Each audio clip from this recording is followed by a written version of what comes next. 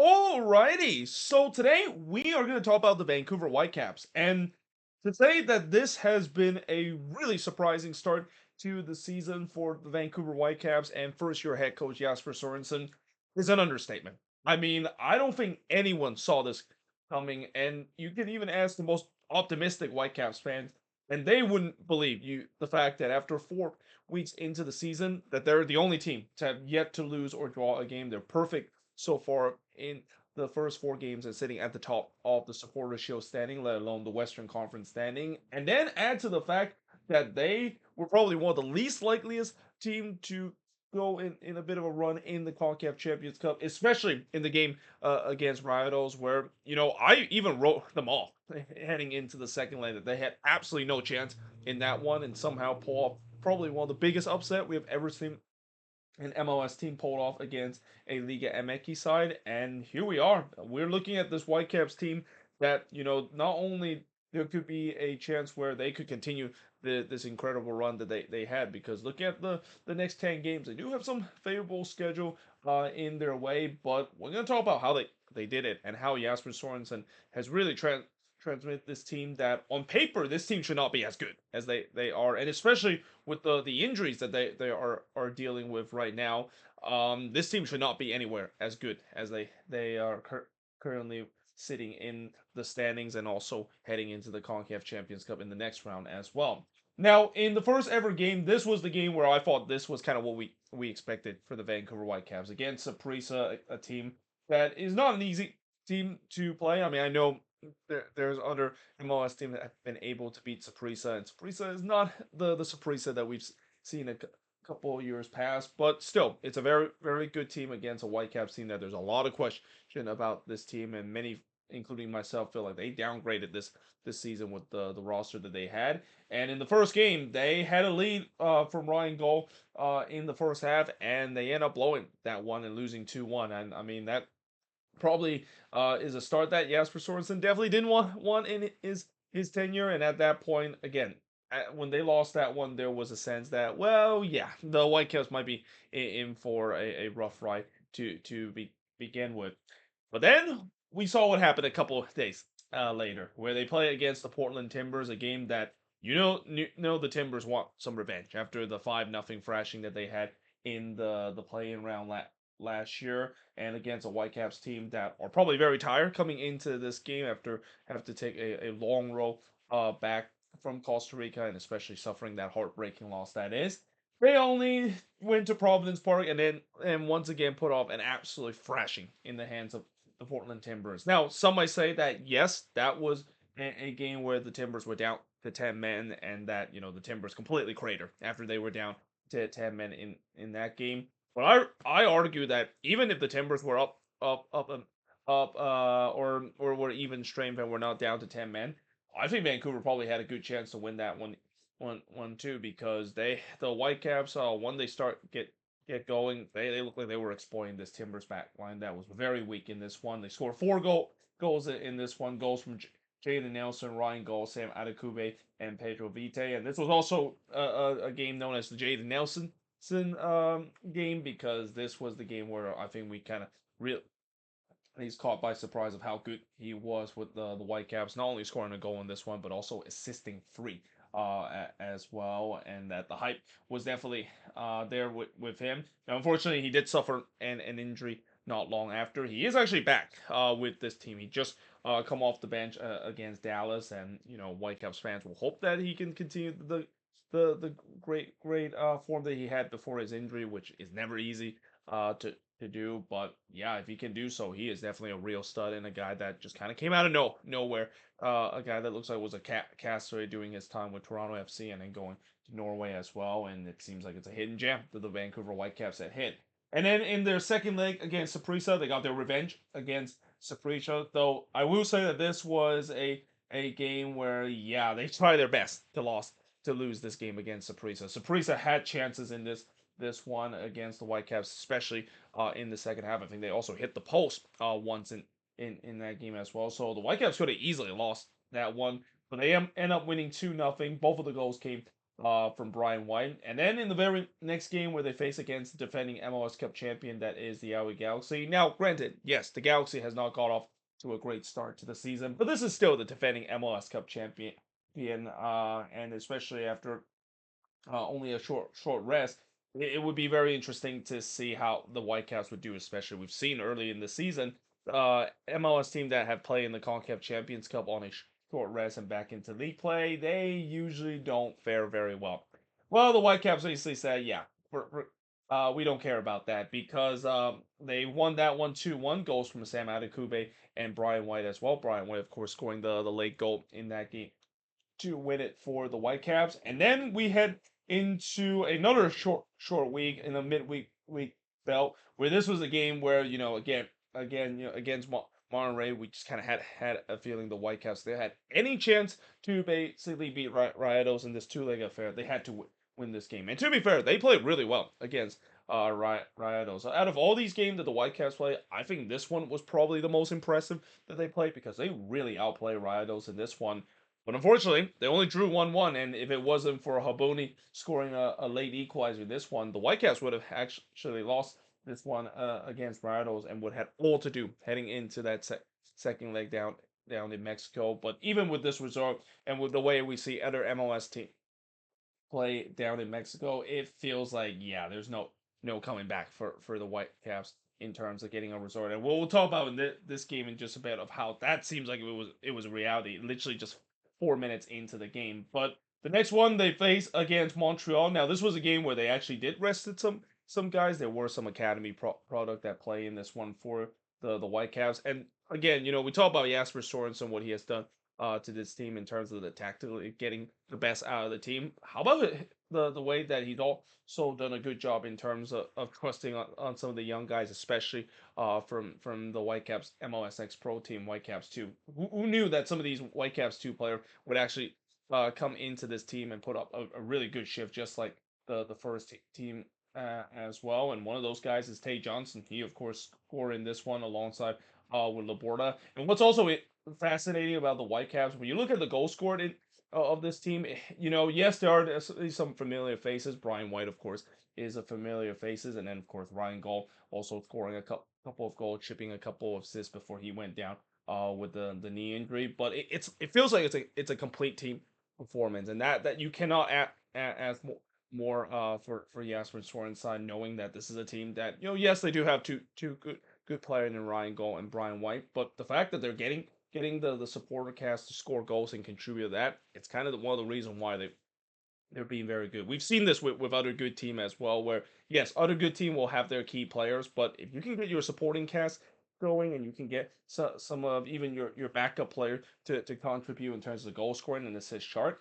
then something tells me that you're going to have a really really good team, and that's what the Whitecaps did. Though again, against Montreal, a team that, let's say Montreal has definitely not got off to a great start to this season, but Vancouver wouldn't care. They won 2-0 in this one, and then in the second leg against Rayados, this was probably the most impressive victory, not only by an MLS team against the Liga MX so far in this CONCACAF Champions Cup, but it's going to go down as one of the most legendary performances an MLS team had against the Liga MX team, going down to Mexico, already down 1-0 after 4 minutes. I mean, as I said about them coming into this game, kind of wrote them off. I might as well just not even think about watching the rest of the game after Rayados score that opening goal in the fourth minute, and it feels like it's just going to be a long night for the Whitecaps. But you gotta give Jasper Sorensen and this Whitecaps team credit. They stuck around for a while in this game. And while I was expecting the usual crater happen with MLS team, that didn't happen with the Vancouver Whitecaps. I mean, they eventually fought their way, getting the equalizer, and then most importantly, getting that second goal to really force Rayados to score two to win this one. Now, Rayados did get a penalty to make this a little bit tighter, but you could argue Vancouver probably should have won that one because that penalty that Rayados got late in the game was very CONCACAF kind of level, and just a typical example of an MLS team getting CONCACAF in that moment. But it didn't really matter because in the end the Whitecaps won on away goal, and like I said, that is going to go down as one of the most famous victory that an MLS team has against Liga MX. And really, besides the first 15 minutes or spell, Vancouver was actually were actually going toe to toe. If not, they were at time the better team against Rayados. And really, throughout the two leg against Rayados, they were the better team in both of the legs, in my opinion. Now, I know there were also some people who would say, well, Rayados are not as good as what we've seen before, and they are struggling in the in Liga MX as well. I think they were heading into this game in ninth place, but still, this is Rayados that we're talking about. This is a team alongside with Tigres are those two Monterrey team. They're absolutely killer when it comes to MLS team facing against them. And some will also make the excuse, well, Rayados didn't really have a home field advantage heading into the second leg when they had to play at Santos Laguna Stadium, and maybe things would have been different if they play that game in Monterrey. The bottom line is, those are just the what ifs. You can't blame the Vancouver Whitecaps is the reason why Rayados got kicked out because of a Shakira concert in their own stadium, and you can't blame the fact that the Whitecaps have some easy opponent to start the season. The fact that they're able to take advantage of it and then post off solve some upsets that no one expected, even in their fan base, has this just showed you how this has just been an incredible start to the season, a start of the season that no one expected this to happen. And then in the last game that they had against FC Dallas, I even said that this was going to be a tough game too because Dallas under Peter Quill, they've done okay so far in the beginning of the season, especially with that high flying attack that is. The fact that the Whitecaps shut them down throughout the entire game and didn't give them a sniff of chances for most part of this game. Once again, it's got to credit a lot to what Jasper Sorensen has had. Now, the attack in that game against Dallas wasn't at its best, and that's obviously is going to happen when your best player Ryan Gall is going to be out. And from what I also heard, it seems like that injury is not as bad as what we thought originally could be, but he still could be out for these next couple of games and maybe even a good chunk of next month as well. But the fact that they found a way, and especially Tristan Blackman, another guy that you wouldn't expect him to be on the goal scoring chart, but contributing on this team and the supporter cast continue to do so. It's kind of the reason why the Whitecaps sitting into this season. They've only lost one game so far this season in all competition, and that goes back to the first game of the season, and they're still perfect in league play. Now, how perfect can they stay in league play, and how long can they go? Well, let's take a look at the next 10 games. So the next game, they had the Chicago Fire at home, and keep in mind, this is doing the international break as well. I think Vancouver is going to lose a couple of players due to international duty, if I'm not mistaken. So that could be tricky, and especially with the way that Chicago has really got going under Greg Berhalter in the last two games, especially winning the last two road game. That might not be an easy game for the Vancouver Whitecaps as well. What is an easy game is the next one that they had where they play against Toronto FC on the road. I mean, as we mentioned many times before, TFC is pretty much like the Santa Claus of MLS right now. They're giving 3 points at will. They're a team that is just so dysfunctional that unless if they cause a major upset, this is something similar to Vancouver's unexpected great start. You expect the Whitecaps should easily dispatch Toronto FC in that all Canadian clash, and then they go go to the CONCACAF Champions Cup quarterfinal, and they're going to be playing at home against Pumas. Now, there's no doubt that Pumas might offer a tougher challenge as well. I think they're kind of right around where Rayados is in the standings, but some say that Pumas might be in better form. So we'll see how they'll do in that one, and especially I think Vancouver has already lost to Pumas before as well, so they definitely want to get revenge on Pumas. I think it was the Leeds Cup that they lost last year, if I'm not mistaken. But in the sandwich between the two leg affair in the quarterfinal, they play against the Colorado Rapids at home, and again that might be a game that Jasper Sorensen might rest some of his guys, similar to what we saw in this game between Vancouver and Montreal, where he really rested a lot of players. That could be a game that he might rest some players, and maybe that could be the game where the streak could end if they don't win both of these games. But in the second leg, they have to go on the road to play against Pumas, going back to Mexico, going to the place where we already saw one MLS team fall in the Estadio Universidad as Seattle lost to Cruz Azul, and we'll see how the Whitecaps will do against Pumas, and whether they will have a better fortune now that they actually will not only going down to Mexico, but actually will be playing at a venue where it's actually the home venue of the team. And then after that, they play against Austin FC. Austin has been kind of an interesting team to watch. I mean, have been a team that so far early in the season, it kind of feels like Nico Estevez is still trying to figure things out, especially on the attacking end. But it's also been a very good defensive team, and especially we already saw what Austin did to LAFC this past weekend. They are definitely a team that is not shy away in terms of causing major upsets. So Vancouver's got to be watch out for that.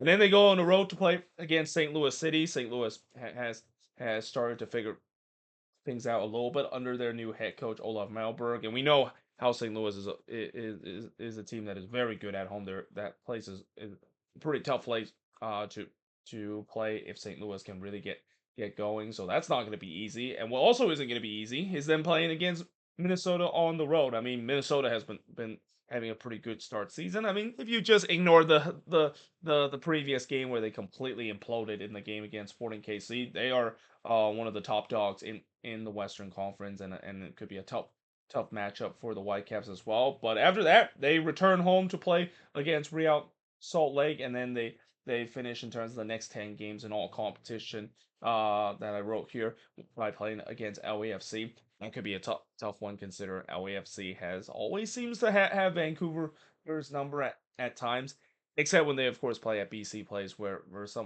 sometimes Vancouver seems to have the advantage over LAFC in that edge. Now that also does not include me talking about how if they do beat Pumas in the quarterfinal, they could get into the semifinal where they could be facing either LAFC or Inter Miami, and no doubt that those games, I'm pretty sure Jasper Sorensen would want to have his full stream team to play again in those games, similar to how he will definitely need his full stream squad to play against Pumas. But the first leg of that game is going to be sandwiched between the St. Louis and Minnesota game on April 22nd, 23rd, or 24th, and then the second leg game will sandwich right between the Minnesota and RSL game, where it's going to be taking place at April 29th and May 1st. So that's interesting to note as well, because if they do beat Pumas, yes, this legendary run that the Vancouver Whitecaps are on, the Cinderella run that they're on in the CONCACAF Champions Cup is gonna continue, but it could come at a cost when it comes to league play.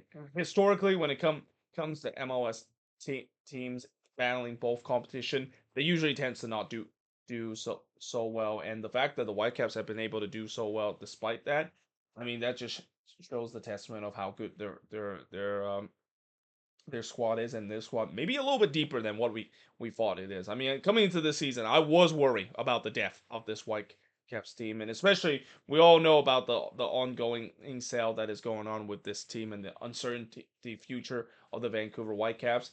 These kind of resort will definitely capitalize the fans, and maybe even put a even stronger move than the fact that if we do have a save the crew situation again with the Whitecaps, if the Whitecaps are threatening to maybe be relocated if they can't find the right ownership, that the support is going to be grew even higher if this team is decent. I mean, not that the support is not going to be there. I think the support is going to be similar to the save the crew kind of movement that we saw a couple of years ago. But there's no doubt that the Whitecaps, they are doing an incredible job to really just kind of block off all the off the field noise and really gives this fan base something to cheer about, which is, again, this is something that this fan base have not. There's not a lot of great things that Vancouver has had in their history. I mean, this is a team that have only won 3 playoff games and have never gone past further than the first round. So the fact that they have these incredible run that they have in the CONCACAF Champions Cup, I believe this is probably the deepest run that they have ever fought in the CONCACAF Champions Cup, and especially starting in the first 4 games, winning all 4. That has never happened in the Vancouver Whitecaps history. I mean, this is something that, again, completely unexpected. I definitely did not see this coming with Jasper Sorensen bringing this incredible start that he has with this team. And some might even say that, well, it's because of new head coach boost. Yeah, new head coach boost usually maybe lasts like 1 or 2 games. I think we're now deep into the and especially with the amount of games that the Whitecaps have played, that maybe this is not just because of a new head coach boost. Maybe this team is actually legit, and this team could definitely do some good thing in the future. Though, if the Whitecaps does falter during the next 10 games, I want to really apologize to Whitecaps fans, just like what I did when they defy all odds and beat Riotos in the second leg. That this might be a video that I might have just jinxed them, but we'll see whether or not that's the case heading into the next 10 games for them. But there you have it. That is pretty much it. Looking at the Vancouver Whitecaps' unexpected great start to the season. As always, let me know in the comments below what do you think of this video. And yeah, hope you guys enjoyed this video. If you do, make sure you guys leave a like, smash the subscribe button. And yeah, I of course will see you guys next time.